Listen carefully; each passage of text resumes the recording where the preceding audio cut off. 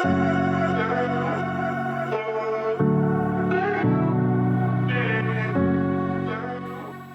there, mamas! You are listening to Release Your Inner Power podcast, where we talk about having both me time and being the best mom, sharing stories, encouragement, and tips for taking the steps to release that inner power and that mom guilt. I'm your host, Shauna B. Here we go. One quick thing before we get started. I will be doing a drawing for a fun gift each month. Here are 3 ways to enter. You can email me to share your juicy takeaways, topic ideas you want to hear, or share a story. Share this podcast on social media and tag me with what episode you listened to and what you learned or loved about it. And if you leave a review, you will get 2 entries into the drawing. I will announce the winner the last week of each month. Okay, let's get started. I have something coming in January and February that I want to share with you first. It is a monthly membership group of like-minded women that has connection, builds community, works on accomplishing something with people in their corner to encourage and celebrate, to take that next step, a place for support to get to your goals faster and happier, to be able to start taking the steps to where you want to be faster than before. Some examples of this group can be like maybe eating different or getting a workout routine, a new routine in general, working on more me time, a project that needs finishing, friggin' planning dinner, working on that negative voice and changing it to a positive one. It's about helping. It's about support. It's about connection and accountability, where we work together on motivating each other, encouraging each other, support along the way to open up these possibilities of accomplishing the next step to what you want in your life. For more information, check out the group in the show notes. You don't want to miss out. If you want to be on the list, get on that list so I can contact you in January. I'm excited. So, decisions. I really want to, I think I'm going to do this training called What the Fog training. I think it's kind of a play on words. It's funny. And my main thing is to get out of the fog, change some things around, get back to you and what you want and where you want to go. So my first step for me personally is really looking at my decisions and how I'm making them. So that's what I want to share with you today on this little juicy tidbit information section here. So how many decisions do we make in a day? Holy moly. We make a ton of decisions, right? I mean, making decisions all the time. If you actually think about it, it's kind of mind-blowing and at the same time can be exhausting with how many decisions you make. Sometimes it's just by what you do, how you do things every day. And it's just subconsciously you just make the decisions. And then sometimes depending on the situation or how you're going to make your decision or whatever, how big it may seem, stands out a little bit more. Yeah. Big, small, all the things. Now, and we change our minds. A lot of times people can get caught too. They can get caught in even making the decision. They get stuck. It's like when you go to make a decision on something, I'll use an example about food, okay? You're going to think about, what do I want for lunch? Oh, what sounds good? Do I want chicken? Or, oh, wait, do I want a burrito? I want a salad. No, maybe not a salad. Wait, what takes a lot of time to make? What doesn't take that much time? Do I even really know what I want? Holy moly, right? You're on a hamster wheel of all this thinking. That's a lot of thinking for a decision, but you get stuck in overthinking it. Or it could be the other way, where it could be decision fatigue, total decision fatigue, where, I don't know, you've already had pizza 2 times this week, but now you got a frozen pizza in the freezer and you didn't think about dinner and you just don't care and you just want it and you're like, guess what, we're having pizza again, but this time it's going to be pepperoni because yesterday it was cheese and I'm over it. You can have that too. I mean, that's a thing. You could end up eating pizza 3 times in a week. Anyone else? I don't know. Maybe it's just me. But now how many of you guys out there have situations where you go to make a decision and you have, decision fatigue, where you're like, whatever, this is, and you just decide whatever the easier thing is, or you get stuck in the overthinking. Maybe it's not food, maybe it's something else. What other things have you in the overthinking stuckness or the decision fatigue type situation? What other things? I know for me, sometimes I get stuck with the what I'm going to wear for the day. Which I kind of laugh about in the moment too when I do it. I'm like, what am I even stressing out about? But sometimes it's about clothes. Sometimes it's about self-care or even ideas on self-care. Or I have 2 hours to myself. What am I going to do? What am I going to do? Or I don't know what to do next. Maybe something happened in your life and there's a big shift or change, and then you're like, now what do I want to do next? Well, let me help with that. I'll give you a tool for that. So when a question or something comes up where you need to make a decision, sometimes you can get an answer pretty quickly and knowing what you want. Unless you do get stuck in the overthinking or the decision fatigue. When you overthink it, you end up talking yourself out of it, depending on the size of the decision. How do you guys make your best decision? Are you a person that you answer a question, or maybe have some focus time on it or meditate on it, or maybe you just ask it out loud, or maybe you journal about it and you get your answer quickly? Or are you a person, depending on the size of the decision, do you need to sleep on it and make sure that you feel about it the same way the next day? Or do you need to take a couple days? What best fits you to not talk yourself out of it, to not get decision fatigue, to make a decision for yourself? Now, I know that it seems that depending on how big the decision is, can sometimes be how much hesitation we have, how much fear, because there's not a planning or a knowing or all of the things shown to us when we make that decision, which can cause us to fight with ourselves and overthink and possibly talk ourselves out of it and not even do what is best for us. The trick is to not get in the argument with yourself. The trick is to not allow yourself to talk yourself out of it. I like to call that my brain dragon. I like to name that thing, because that's not me. That's the thing that's trying to keep me comfortable. So I like to, separate it. Mine's my brain dragon. When that thing swoops in and tries to talk me out of a decision and I'm arguing with it, I need to revisit it. I need to take a second and revisit it. Sometimes a couple days, depending on what it really is and how much I'm really having a struggle with it. Now, have you ever heard of that saying, we're going to put a pin in it and then we're going to come revisit it later? Yeah, similar to that. Maybe you need to walk away for, maybe it's 20 minutes. Maybe it's a couple of hours. Maybe it's a couple of days, and then come back into the situation and give yourself the break. Truly give yourself the break. Not mulling it around, hamster wheeling it in your head. Pinning it, leave it to the side, come back, revisit the question for the decision, and then make your decision then, without all of the arguing, right? Check that brain dragon at the door and be like, nope, not today. Now, why do we make the decisions that we make? What do you guys think contributes to that? Contributes to that process. It could be,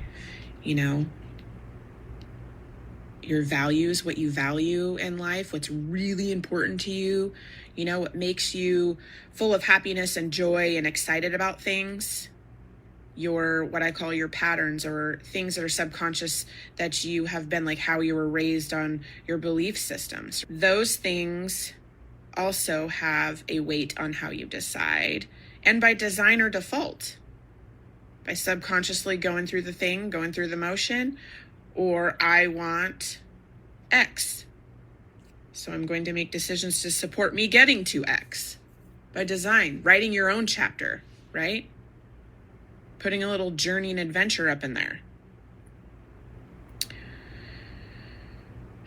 I can give you an example about something that I personally, with my decisions, it's kind of tricky and funny. So I'm a saver. I'm a saver because I want to always make sure that I have enough money to do the things because I never want to be without. I want to be able to provide for my children and myself. And that is something that I have had to work through because of something I had to go through just as a child. And so I save a lot. So I'm going to give you an example. Let's say I got $1,000. I'd be like, oh my gosh, okay, I have this $1,000.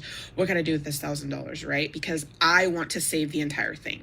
But I know that that's not realistic and that's not ideal, right? An ideal decision for all parties involved.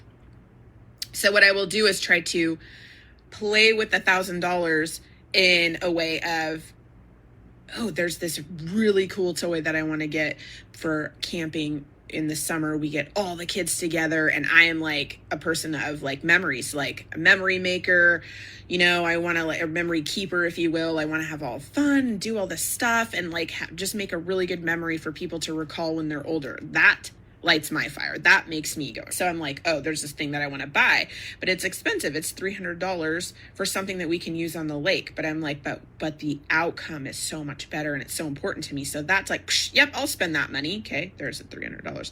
And then I'm like, okay, so how much am I going to save? And then I go back to the decision, right? Well, then I will take half of that, whatever is left, and I will put it into savings, or probably more than half. I'll probably save like 150 out of the 1,000, take that 150 to use for whatever, and then save the rest.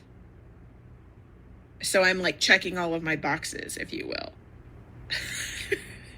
So it's like a little bit over here and a little bit over there, but then all of it kind of makes it where the decision is best for me, how I feel good about it, how I feel good about doing all of those things. So what happens after you make those decisions? Once you actually make the decision and go forward, it's kind of like choosing a door, if you will, like those game shows, do you want door number 1 or door number 2? Like door number 1 could be your decision of design, and maybe your door number 2 is like your default that's kind of cracked open and you can kind of see it and you're like, oh my gosh, I don't really know about door number 1 because I can't really see behind it. But once you make the decision of door number 1 and you go and open up the door, that's when all the magic happens. Then you're shown your path. Then you're shown the circumstances, situations, or opportunities that can come up in order for you to continue on your path to the decision that you made, big or small. It's so crazy. Sometimes, most of the time, making the decision, it's like a veil is lifted. Step out of the fog. You're like, oh, here we go. And then you see some more path and then you keep going. As long as you keep going, baby steps will still get you to the top of the mountain as long as you keep moving forward, as long as you keep going. Now, we can get stuck. Again, we can get stuck because we don't really know what's behind the door. We don't have a plan. We don't have it all set out for us. But this is the tool that I'm saying. It all goes back to what do you really want? What do you really want? What do you really value in your life? Like, we can go back to the food. If you really want pepperoni pizza, do it. Do the pepperoni pizza. If that's what you really want, right? If you really want this awesome lily pad toy that all these kids can make these cool memories on at the lake, then do it. We are too critical on the decisions that we make in our lives for what we want to do and where we want to go. And if it's the right decision, and we get caught up in being stuck in like, if it's the right decision and I don't know. I mean, truly, truly, like, don't get stuck there in the running of that, like the fear and is this the right decision? I'll give you an example for me. I'm going to get personal with you guys here. I know it's like my first live, but here we go. I'm going to give you an example on getting this stuck and am I making the right decision? Now, a few years back, my husband at the time and I had a conversation and we decided that we were going to get a divorce. And it was something that we both knew that needed to happen. And we, made the decision. And then as the time goes on, because you have to do like all of the things, right? Filing and then the waiting and all that. Well, my brain dragon swooped in and it tried to be like, fear was really going off. Like, oh my gosh, am I going to be able to do this myself? Am I making the right decision for, my family and my kids and all of this? And, am I going to be able to do this by myself and be a single mom with 3 kids and do all, work and blah, blah, blah. And then I just started running it. And I was like, hold on. All parties involved agree that this is what we need to be doing. That divorce is the decision, right?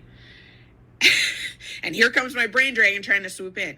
Well, at the time, I had a mentor that I was working with, and she was like, so what? So what? So what? You get a divorce.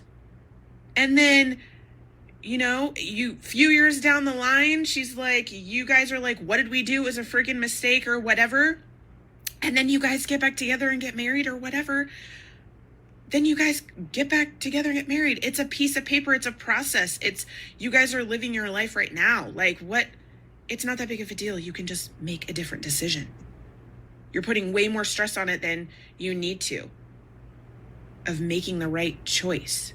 She goes, and you guys already talked about it and decided it. So what is all that going on? That's how sneaky your brain dragon can be. It's a thing. You got to shut it down. Okay. Now, big moves, leaps, leveling up happens when you make the decision in the absence of knowing how, in the absence of knowing the plan, in the absence of seeing every single step that you need to take in order to get to that top of that mountain. You'll still get there. Just keep taking the steps. Keep going. Baby steps. Baby steps. You're going to live this life anyways. You're going to be making chapters in your life. Do you want to decide by design and create it? Or do you want to decide by default and repeat? Hamster wheel, what I call Groundhog's Day, where you're just going through the motions. Which one do you want, design or default? So I want to ask you, how do you make your decisions? What is the best way for you to make your decisions?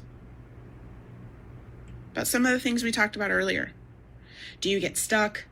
Do you overthink it? Do you feel like you're making all these decisions and you're just like, I'm over it, I'm done, so this is the decision, blah, blah, blah, kind of decision fatigue situation? Do you make them very quickly and and trust and go? Do you need a day? Do you need a few days? Do you make them over time? Know that you are the best authority for the decisions that you make for you, not other people's opinions, not circumstances or situations. What you want, what you really want in your life and how you want your life to be, you are the one that's going to make the best decision for that. That's you. Don't allow people, opinions, judgments, circumstances, situations to come in and make that decision for you. That's your decision. This is your life. This is your chapter. It's your decision. Keep checking in with you. You know what it is. To remember to, you do what you can with what you have from where you are. You don't have to make huge things. You don't have to, make big moves. You can. You very well can. And if you can, do it. Great. Good for you. But you don't have to. You can take those baby steps up that mountain. You can take different ones. Just be true to you, right? Decisions. I just want to say thank you for listening. I hope you enjoyed today's episode, learned something new, or got a juicy takeaway that will bring in that heck yeah back into your life. I release a new episode each week, so make sure to subscribe. If you love the show, want to share a story, comment below. If you know someone that would love or need this episode, be sure to share it with them. I'm sure they would love you for it. Tag me and find me on social media at Ignited Decisions on Instagram and Shauna with Ignited Decisions on Facebook. I would love to know what episode you listened to and how it helped you, as well as connect on social. Okay, mamas, claim your time and release your inner power.